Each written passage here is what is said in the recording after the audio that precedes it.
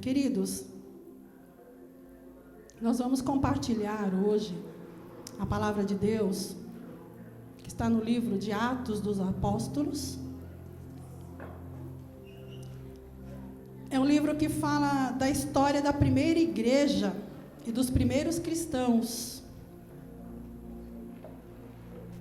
E de que maneira ela se espalhou logo depois do evento de Jesus, quando ele veio e morreu na cruz e ressuscitou.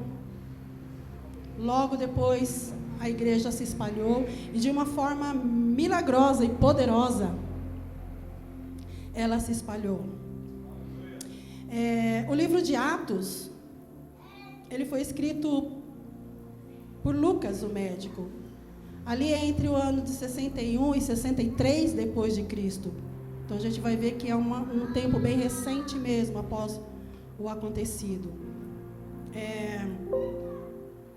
Esse livro, o livro de Lucas, ele fala, apesar de se chamar Atos dos Apóstolos, ele vai narrar muito mais sobre os atos de Pedro e Paulo. Embora esse livro tivesse sido escrito para Teófilo, especificamente, ele desejou que todos pudessem ter acesso e conhecessem os atos dos apóstolos, e por isso que essa palavra chegou até nós. Aleluia. Eu vou ler o capítulo 10, que vai falar sobre um oficial do exército romano, Cornélio. Eu não vou ler todo o capítulo, ele tem vários versículos, que na verdade são 48 versículos, mas eu não vou lê-lo todo, porque ele, em alguns momentos, ele repete algumas coisas. Então, você em casa, leia com toda atenção, você será muito abençoado, como eu fui durante essa semana. Antes de ler, deixa eu falar um pouquinho sobre esse Cornélio, que é um centurião. O centurião era um oficial do exército romano, que tinha sob a sua liderança 100 soldados. Então, ele era um homem importante. E ele aqui está dizendo, vai dizer, quando nós lermos aqui a palavra, que ele era um homem que praticava boas coisas. Ele era gentil, não é gentil com L, é gentio. Todos sabem qual a diferença, né? Por que ele era gentil? Porque ele não era judeu. Quem respondeu? Pastor Ricardo, tinha que ser você. Sabe tudo? Universitário. O Cornélio, ele era um homem gentio, porque ele não era judeu. Todo mundo aprendeu agora? Então, era o seguinte: quem não era judeu era gentio, ok? Todos agora sabemos, né? E ele também era um homem religioso. A Bíblia vai falar que ele era um homem temente a Deus. Mas, embora ele fosse temente a Deus e tivesse as suas práticas religiosas, ele ainda não havia conhecido a salvação através de Jesus Cristo. Ele era um bom homem, como muitos de nós talvez conheçamos. Muitos bons homens e boas mulheres que praticam coisas boas. Aí a gente fala assim, só falta ser crente, né? É exatamente o caso do Cornélio. Só faltava ele ser crente. Mas já estava tudo providenciado já, viu? Depois não faltou mais nada na vida dele, glória a Deus, aleluia. E ele morava em Cesareia. Cesareia era uma cidade que ficava no território samaritano. Outra peculiaridade que muitos já sabem: judeus e samaritanos não se bicavam, não se davam, né? Olha só o que Deus vai fazer nesse contexto. Então, capítulo 10, a gente vai ler do versículo 1 até o versículo 6. Morava em Cesareia um homem de nome Cornélio, centurião da corte chamada italiana, piedoso. Piedoso significa que ele era um religioso. E temente a Deus com toda a sua casa, e que fazia muitas esmolas ao povo, e de contínuo orava a Deus.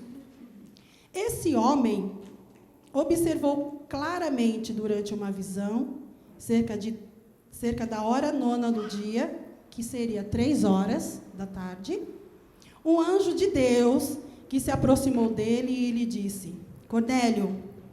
Este, fixando nele os olhos e possuído de temor, perguntou: o que é, Senhor? E o anjo lhe disse: as tuas orações, as tuas esmolas subiram para a memória diante de Deus. Agora, envia mensageiros a Jope e manda chamar Simão, que tem por sobrenome Pedro. Ele está hospedado com Simão, o curtidor, cuja residência está situada à beira-mar. Até aqui a gente vai ler por enquanto. Jope era uma cidade que estava a 60 quilômetros de Cesareia, onde eles estavam. E aí, o que aconteceu? Imediatamente, depois, quando vocês lerem o contexto, vocês vão conhecer mais detalhes.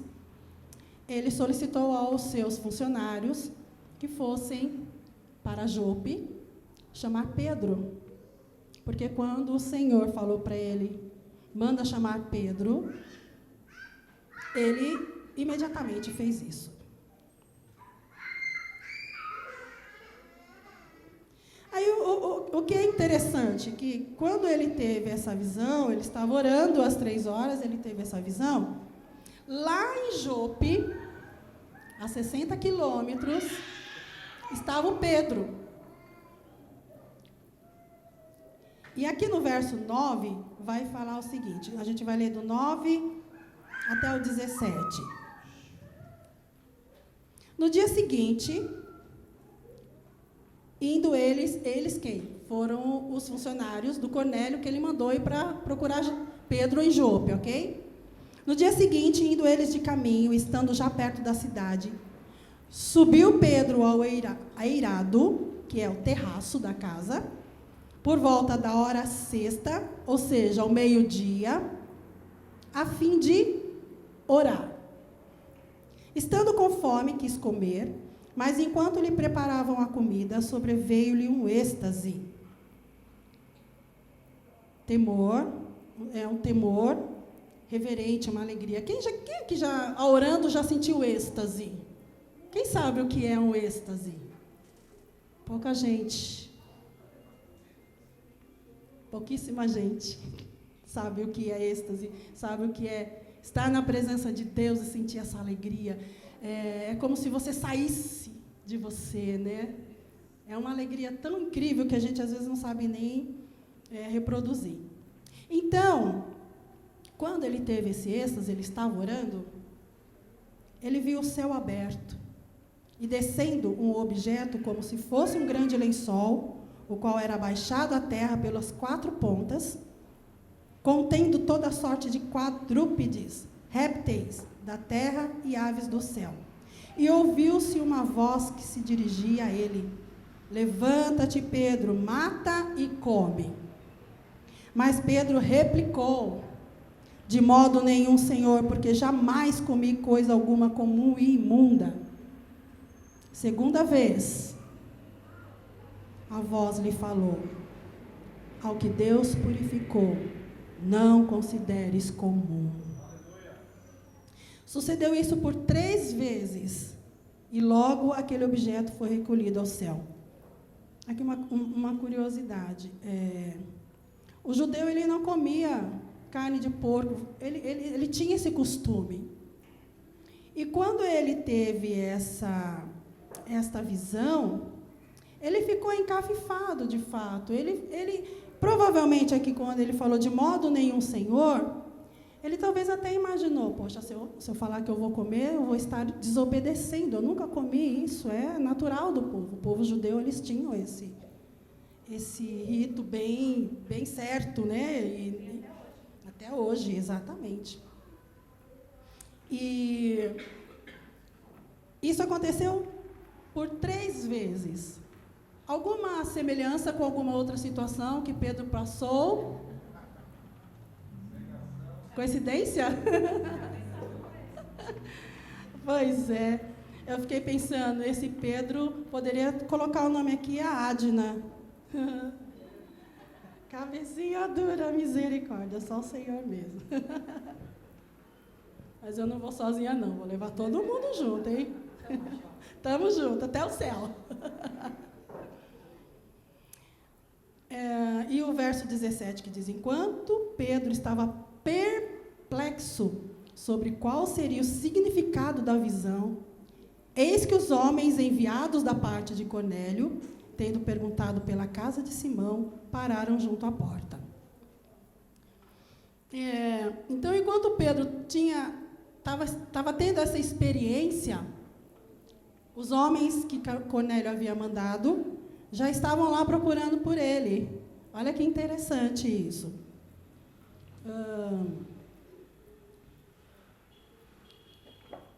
Aqui do verso 18 até o verso...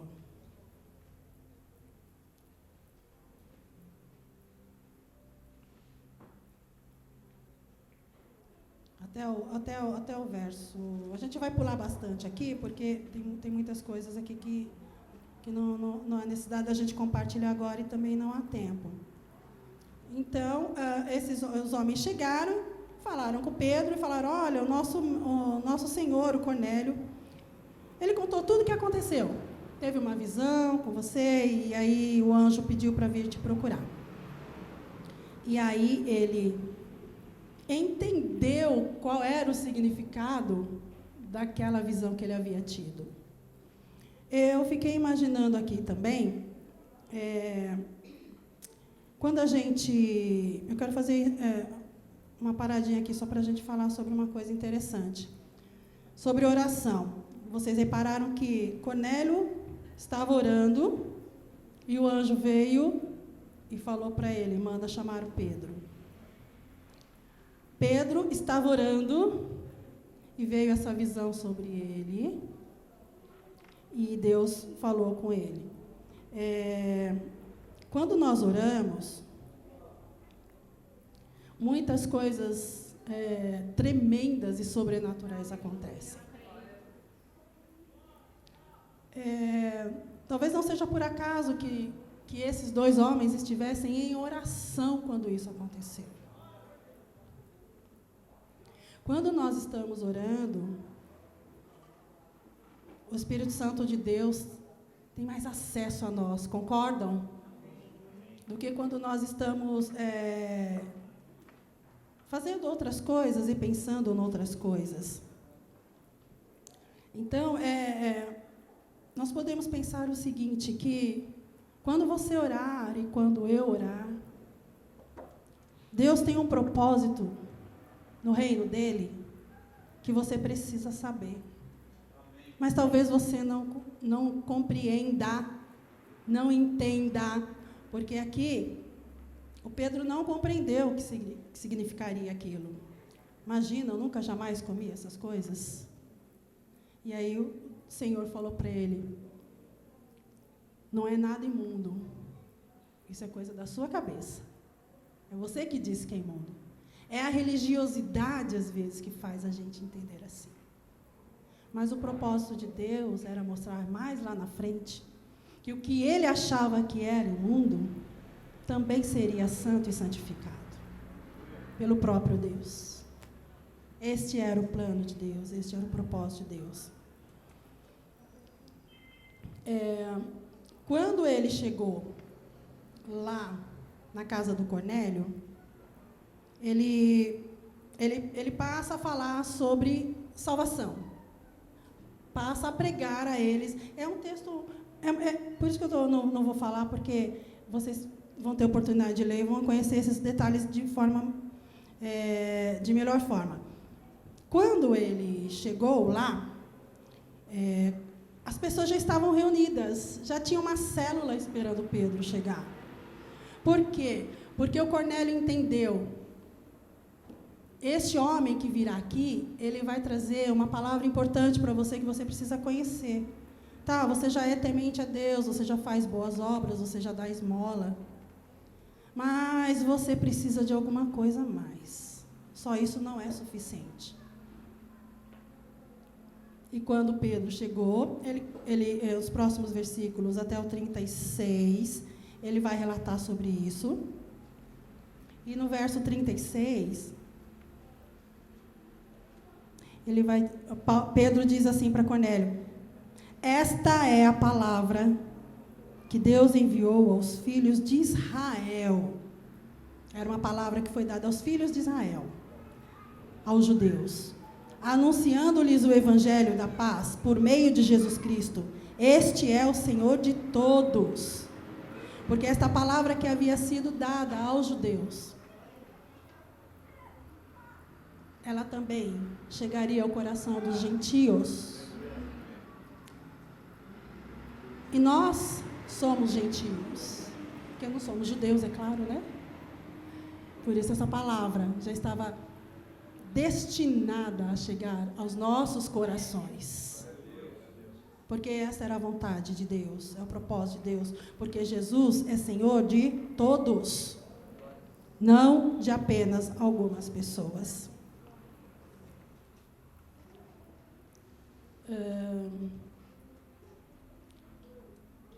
Lá no versículo 44 agora,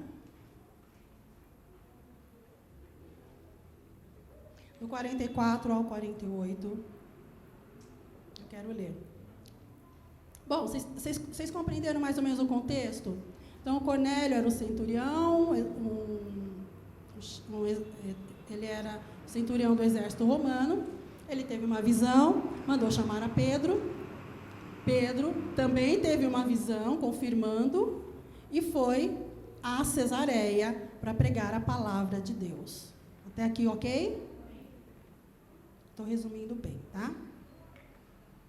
E quando ele chegou lá, ele pregou a salvação através de quem? De Jesus Cristo. E a partir do versículo 44, a gente vai ler o seguinte. Ainda Pedro... Olha só, Pedro estava falando sobre quem? Sobre Jesus. Para aquelas pessoas, para aquele grupo de pessoas. E ainda Pedro falava estas coisas quando caiu o Espírito Santo sobre todos os que ouviram a palavra. E os fiéis que eram da circuncisão, ou seja, esses fiéis da circuncisão, aqueles que estavam com Pedro, que foram com Pedro, que também eram judeus. Eles eram circuncidados. E os gentios não precisavam se circuncidar. E os fiéis que eram da circuncisão, que vieram com Pedro, admiraram-se, porque também sobre os gentios foi derramado o dom do Espírito Santo. Como é que na cabeça do Pedro, daquelas pessoas, iria passar que os gentios tivessem acesso ao Espírito Santo de Deus, que era uma coisa só minha, não é para dividir com você, é só para mim. Aqui ele vai falar muito sobre a acepção de pessoas, né? Talvez a gente não faça isso hoje em dia, né? Nos nossos dias. Pois os ouviram falando em línguas e engrandecendo a Deus. Então perguntou Pedro: porventura pode alguém recusar a água para que não sejam batizados estes que, assim como nós, receberam o Espírito Santo? E ordenou que fossem batizados em nome de Jesus Cristo. Aleluia. Glória a Deus. Glória a Deus. Irmãos, eu queria refletir com vocês sobre 3 pontos que lógico, é um capítulo cheio de detalhes, rico, como toda a palavra de Deus é. Aliás, queria compartilhar uma coisa com vocês, antes de nós refletirmos sobre isso. Eu estou lendo um livro que se chama Como Ler a Bíblia de Modo Sobrenatural. É um livro do John Piper.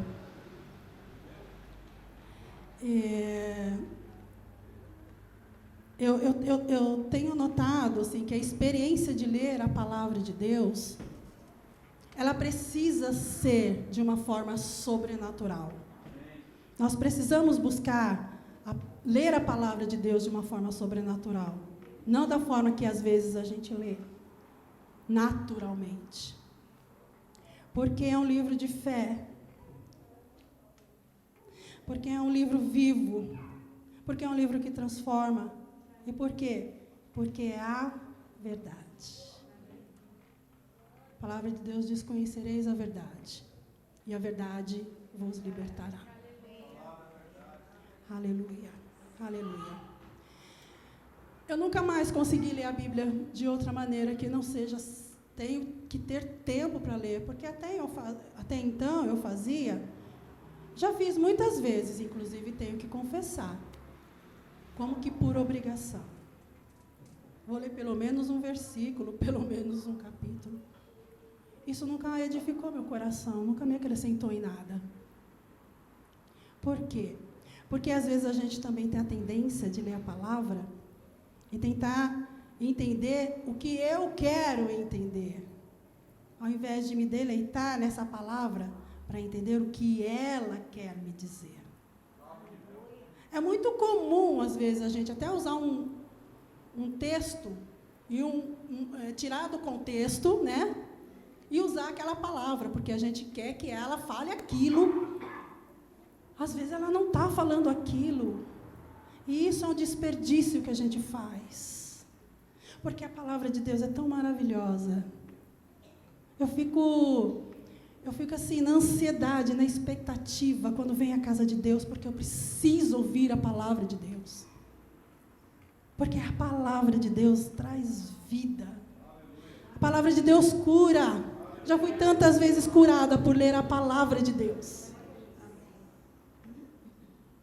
E sabe, irmãos, às vezes eu fico entristecida, porque muitos não têm o prazer de ler a palavra de Deus. Como é que a gente vai encontrar prazer na vida? Como é que a gente vai ter vitória? Como é que a gente vai ter compreensão das coisas? Como é que os nossos olhos espirituais se abrirão se nós não conhecermos a palavra do nosso Deus? Eu vou falar uma coisa para vocês: não existe milagre se você não se esforçar para ler a palavra e compreendê-la, porque só o Espírito Santo de Deus dá a compreensão. Só quem tem o Espírito Santo de Deus consegue compreender a palavra. Por isso, se quando você ouvir alguém falando: eu não entendo nada da palavra, ore por essa pessoa e com ela, para que ela receba o Espírito Santo de Deus, para conhecer essa revelação. A gente constantemente compartilha com pessoas que não leem a Bíblia e não oram. Falo: irmão, irmã,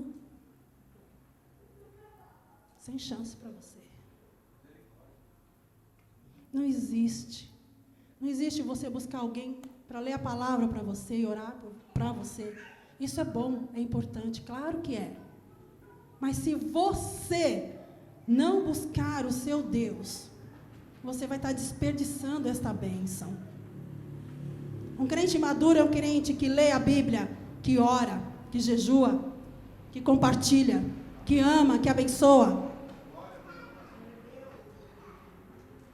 Concordam?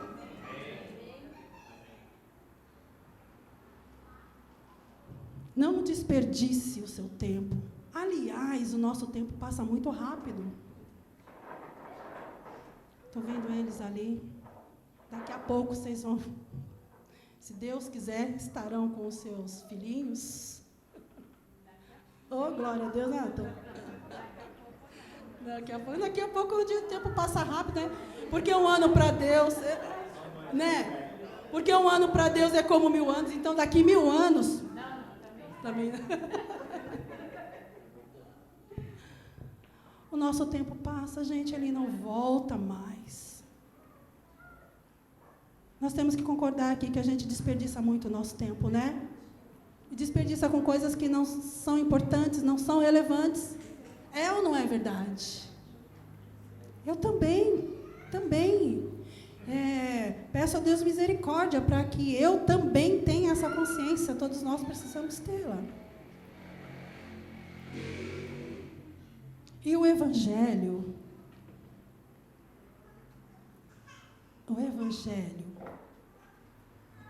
é boas novas, boas notícias. Esta semana muitas pessoas talvez ficaram suplicando: Deus, me dá uma boa notícia. Me dá uma boa notícia, por favor. Por favor, tenha misericórdia de mim. Por quê? A boa notícia, a boa nova é como um bálsamo na nossa alma. Alegra o nosso coração. Chega de más notícias? Vamos proclamar o Evangelho de Jesus. Então, nós vamos refletir sobre essa história. Primeiro tópico é a oração.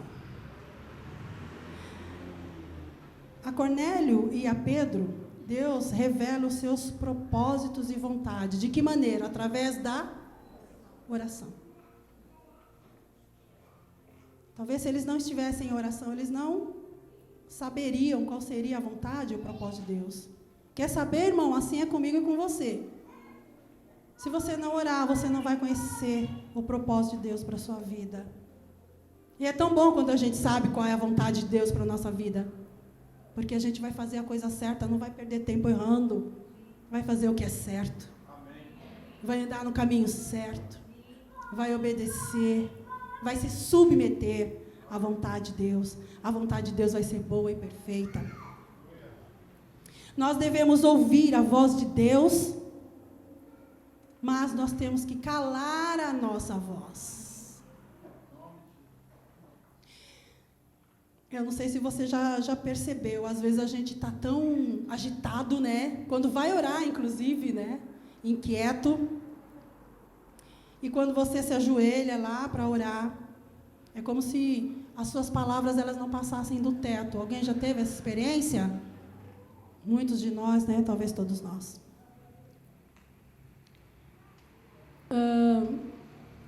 Sabe, irmão, que nesse momento você está orando para você mesmo. Você está falando com você mesmo.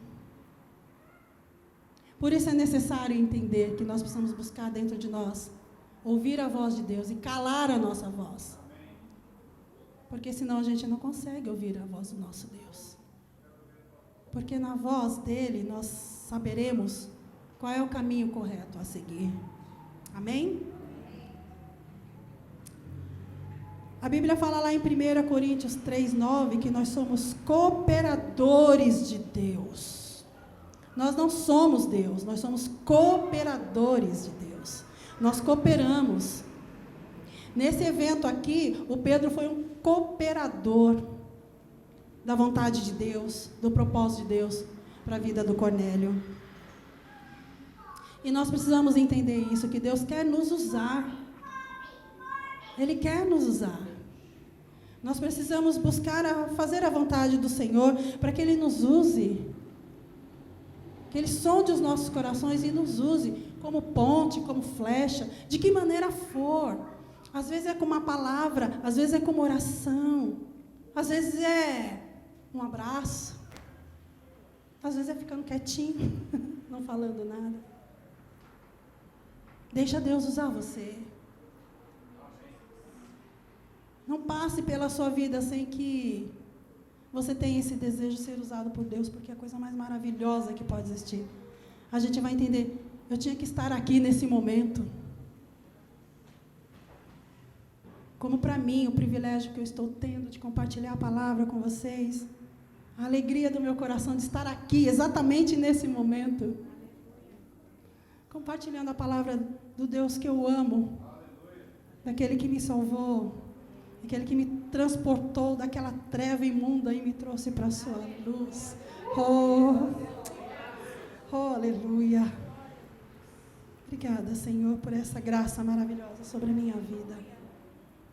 Aleluia. Aleluia. Número 2. Nós não devemos fazer acepção de pessoas. Nós não devemos, mas nós fazemos. Infelizmente. A igreja de Cristo, presta atenção, ela é católica. Presta atenção, que eu estou falando. A igreja é católica, significa universal. Não falei que ela é católica romana, é outra coisa, tá, gente? Mas a igreja é universal, é para todos. A igreja de Jesus é para todos.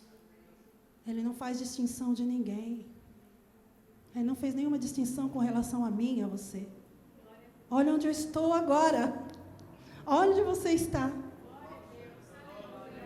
Glória a Deus, aleluia. Louvado seja o nome do nosso Deus. Em Efésios 2:11, ele diz que nós éramos gentios por natureza, mas em Jesus Cristo nós fomos feitos um só. Então nós éramos como Cornélio, não tinha acesso. Mas Jesus Cristo fez isso por nós. Por causa dele, por causa do sangue dele que foi derramado naquela cruz. Por isso nós somos um só. Não há nenhuma distinção entre eu e você, entre vocês e qualquer outra pessoa. Não há nenhuma distinção entre nós e um umbandista. A única diferença que vai ter aqui é o que aconteceu com Cornélio. Ele era um religioso, ok? Mas ele recebeu a palavra da salvação. Foi a única coisa que o diferenciava por algum momento. Era a palavra da salvação, Jesus Cristo. O sangue de Jesus derramado sobre a vida dele, e ele conheceu isso e soube disso. A missão Portas Abertas, muitos já devem ter ouvido falar, eles trabalham com os povos muçulmanos. É muito interessante que há relatos de que os muçulmanos, eles têm tido visões e sonhos com Jesus. E o que tem acontecido com isso? Eles têm se convertido a Jesus. Lembra o que aconteceu com Cornélio? Ele estava lá na religiosidade dele, o anjo veio, falou com ele: você precisa de algo mais, Cornélio. E ele precisava mesmo, porque o coração dele ficou feliz com isso, com essa palavra. E ele imediatamente mandou buscar o Pedro. E o Pedro falou do amor de Deus, do amor de Jesus para ele.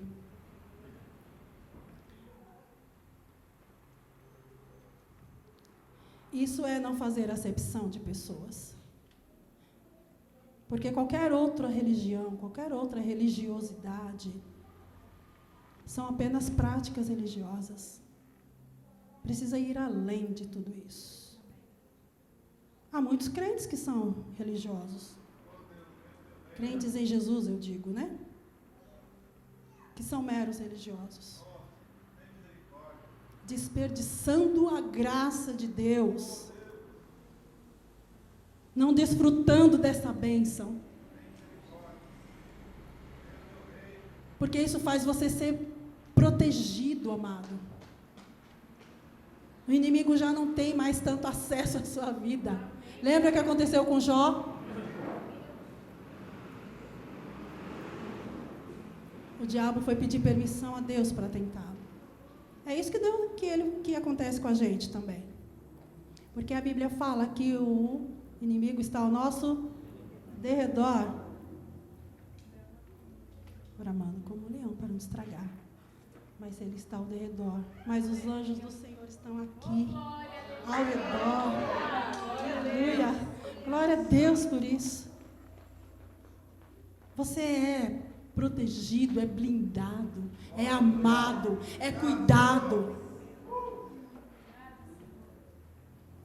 Não existe alguém que ame você mais do que o Senhor, que deu o que Ele tinha de mais precioso por sua causa. E qual é a palavra para nós? Arrependa-se. Arrependa-se.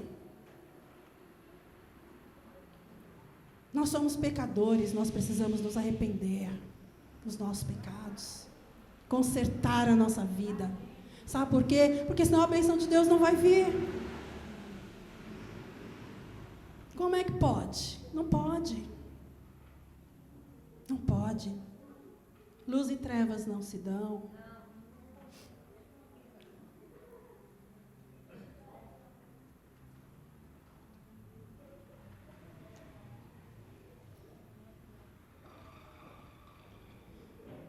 E o ponto 3. Talvez o mais importante, a meu ver, que Deus falou ao meu coração. Deus salvará os que são dele.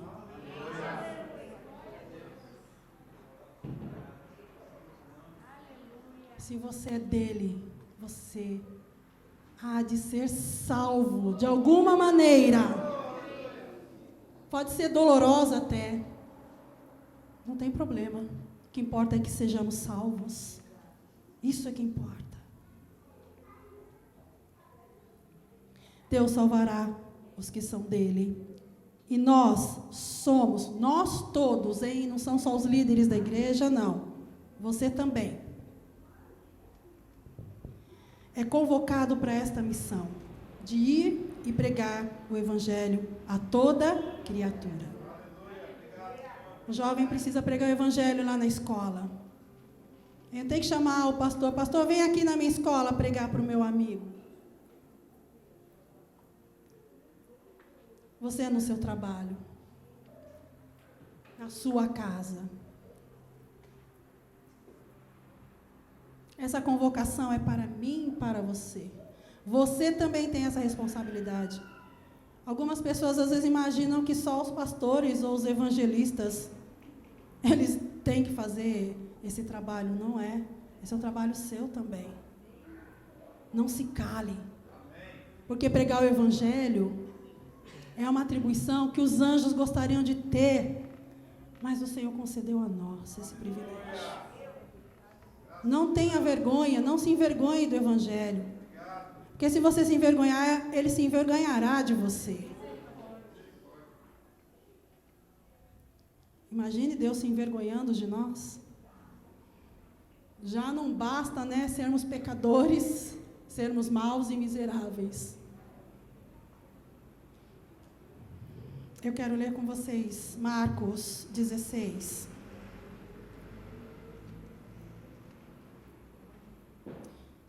De 15 a 20.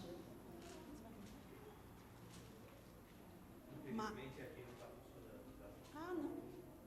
Tudo bem. Marcos 16. De 15 a 20.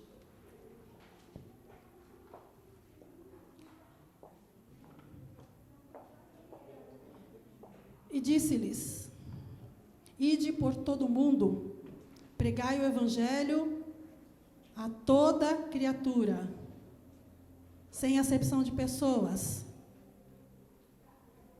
Quem crer e for batizado será salvo, mas quem não crer será condenado. E estes sinais seguirão aos que crerem. Em meu nome expulsarão os demônios, falarão novas línguas. Pegarão nas serpentes, e se beberem alguma coisa mortífera, não lhes fará dano algum, e porão as mãos sobre os enfermos e sararão. Aleluia! Ora, o Senhor, depois de lhes ter falado, foi recebido no céu e assentou-se à direita de Deus. E eles, tendo partido, pregaram por todas as partes, cooperando com eles o Senhor e confirmando a palavra com os sinais que se seguiam. Amém. Aleluia. Aleluia. Muitos dizem que esse livro de Atos ainda está sendo escrito. Porque nós estamos aqui, nós somos os seguidores de Jesus, estamos escrevendo ainda essa linda história através das nossas vidas. Eram 2 homens, Cornélio e Pedro, cada um com a sua peculiaridade, mas havia um Deus com um só propósito. É o mesmo propósito que há sobre nós: salvação. E a salvação só é por meio de Jesus Cristo. Não há outra maneira. Não há outra forma. Se você vê que alguém sofre, ali diz, em Marcos, está falando que nós oraremos. Não é somente os líderes, é você. Você pode orar por alguém, esse alguém ser salvo, esse alguém ser curado. Ele pode ser livre dos demônios. Não tenha dificuldade com isso. Vá em nome de Jesus e faça a obra. Essa comissão é sobre a sua vida. Ide e pregai o Evangelho. É ou não é uma boa notícia? Tenha misericórdia das pessoas que sofrem. Leve para elas as boas novas. Não se furte de não dizer, de não orar por alguém, de não falar do amor de Deus. Talvez você vá ser cobrado por isso, sabia? Não se esqueça da sua responsabilidade. Essa responsabilidade é de todos nós. É do Fábio, da Érica, é do Natan.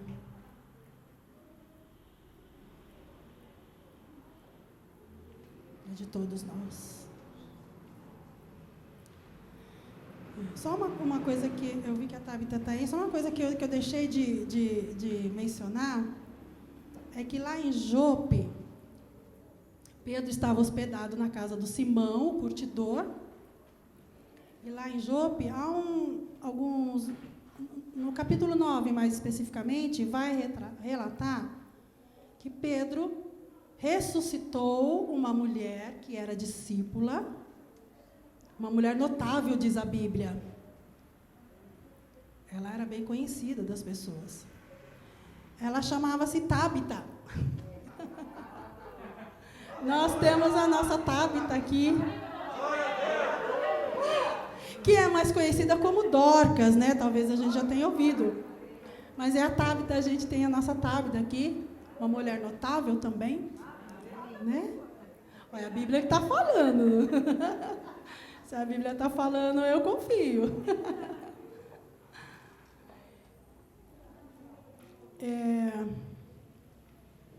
Ser notável no reino de Deus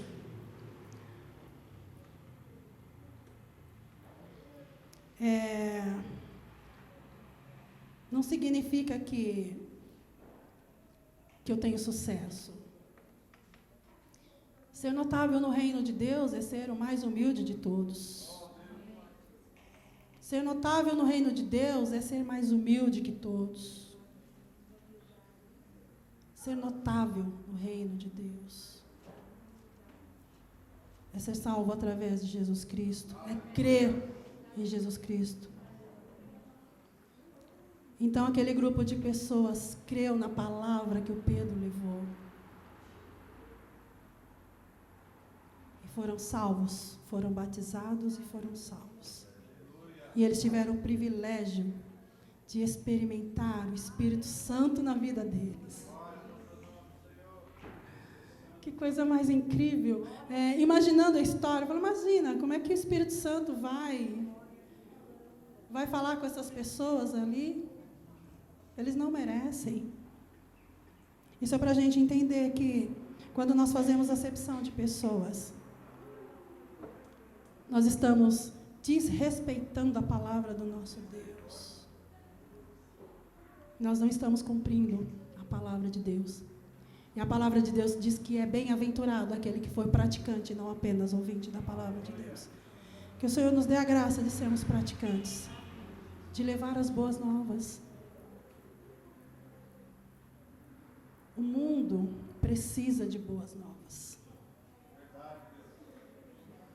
Até nós precisamos de boas notícias. Foi uma semana difícil, eu sei, para muitas pessoas. Mas eu creio em nome de Jesus, que a partir de agora será um tempo de boas notícias. Aleluia. Creia nisso. Confie. Confie. Deus pode mudar a sua vida, a sua história, a vida da sua família.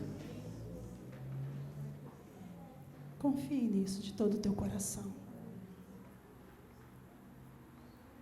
Mas busque a Deus. Para você confiar nele, você precisa buscá-lo. Precisa ter mais tempo de oração com ele. Precisa ler a palavra de Deus, conhecer a vontade do seu Deus. Depois você vai me dizer, eu garanto para você, que a sua vida vai tomar um novo rumo e você vai ser uma pessoa diferente. Está aqui nessa palavra. Tudo que você e eu precisamos está aqui.